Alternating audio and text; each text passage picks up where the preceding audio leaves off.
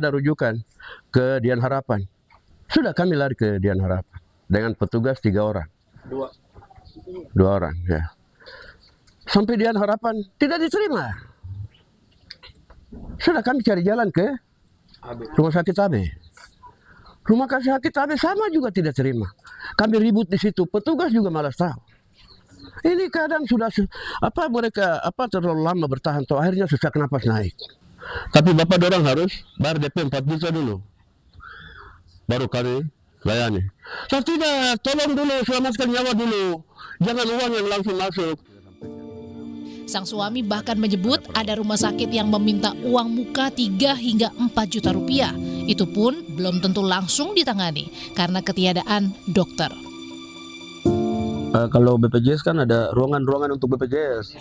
Karena memang dia penuh sekali, jadi dia bilang yang ada tuh VIP saja. 3-4 juta kamu bayar dulu. Iya, dia bilang, belum tentu ada dokter katanya begitu. Ketung karena takut nampaknya sudah sesak, jadi lari lagi ke dok 2. Jadi suster bilang karena mungkin ke sana jauh, takut juga atau putar balik, ya sudah memang tidak bisa itu. Gubernur Papua Mathias Fakhiri menyebut masalah pengabaian terhadap Irene Sokoy menimbulkan keprihatinan mendalam. Ia berjanji segera mengevaluasi pelayanan rumah sakit di Papua. Ulang kali bicara dengan tegas, pelayanan kesehatan itu tidak boleh tawar-menawar lagi. Sehingga kejadian duka ini, itu duka kami semua yang ada di Provinsi Papua. Selaku gubernur saya sangat prihatin. Kasus ini tidak boleh terulang lagi. Ada saudara-saudara perempuan saya itu terganggu dalam melahirkan anak-anak generasi Mas Papua dan 45. Layanan kesehatan bagi ibu dan anak jangan coba-coba main-main. Jangan lihat dia datang dia punya uang atau tidak, layani dulu. Dari hasil investigasi Kementerian Kesehatan diketahui Irene mengalami kontraksi. Saat datang ke RSUD Yowari, ia ditangani bidan karena tidak adanya dokter kandungan. 2 dokter spesialis kandungan di rumah sakit itu sedang menempuh pendidikan dan seminar di luar kota. Namun setelah 5 jam, upaya persalinan normal tidak berhasil karena calon bayi berbobot tubuh besar. Akhirnya, ia pun disarankan melakukan operasi sesar. Irene kemudian dibawa ke rumah sakit Dian Harapan, namun rumah sakit tersebut tak dapat melayani karena tidak ada dokter anestesi dan ruangan NICU penuh. Ia kemudian dirujuk ke rumah sakit AB Pura. Namun di rumah sakit AB Pura, Irene Sokoy juga tak bisa ditangani. Alasannya semua ruangan operasi di rumah sakit tersebut sedang direnovasi. Kemudian Irene dibawa ke rumah sakit Bayangkara. Fasilitasnya lebih lengkap dan juga ada dokter kandungan, juga dokter anestesi. Namun ruang rawat untuk pasien BPJS sudah penuh. Hanya ada ruang VIP dan pihak keluarga diminta uang muka 3 hingga 4 juta rupiah. Karena tak ada biaya, Irene Sokoy dan keluarga memutuskan pergi ke RSUD Dok 2. Karena kondisinya semakin memburuk, Irene Sokoy mengalami kejang dan dibawa kembali ke rumah sakit Bayangkara. Namun di rumah sakit tersebut, nyawa Irene tak tertolong. Irene meninggal dunia 17 November 2025 sekitar pukul 5 pagi waktu Indonesia Timur. Kematian Irene Sokoy menjadi perhatian Presiden Prabowo Subianto. Presiden meminta Kementerian Kesehatan dan Kementerian Dalam Negeri mengaudit rumah sakit di Papua. Audit dilakukan untuk mengetahui penyebab korban ditolak rumah sakit hingga nyawanya melayang.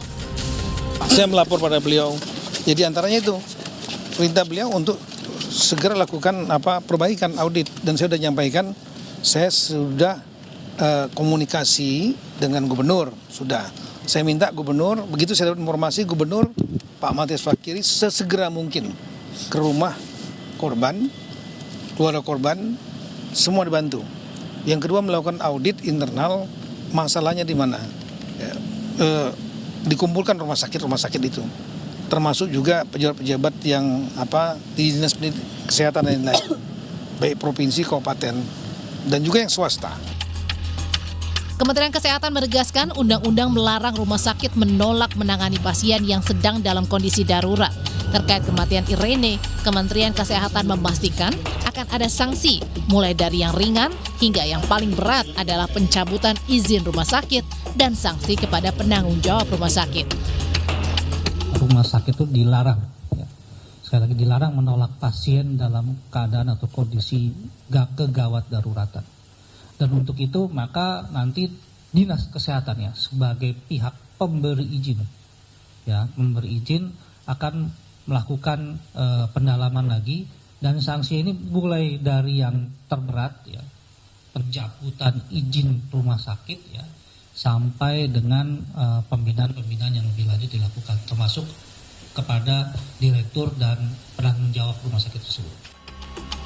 Menteri Kesehatan Budi Gunadi Sadikin menyesalkan peristiwa meninggalnya Irene Sokoy dan calon bayinya setelah ditolak ditangani 4 rumah sakit di Jayapura, Papua. Kemenkes menyebut ketiadaan dokter spesialis kandungan dan anestesi memang menjadi masalah nyata. Selain itu pihaknya akan terus menekankan bahwa tak boleh ada rumah sakit yang menolak pasien dalam kondisi gawat darurat. Kekurangan dokter spesialis dalam hal ini obgyn dan anestesi itu masif terjadi di luar Jawa. Karena di Undang-Undang Kesehatan yang baru sanksinya jelas itu. Sebagai pimpinan rumah sakit yang tidak melayani pasien di masa kegawat daruratan, kan itu harus dilayani, dan BPJS itu pasti akan membayar. Jadi tidak ada alasan bahwa itu tidak terlayani.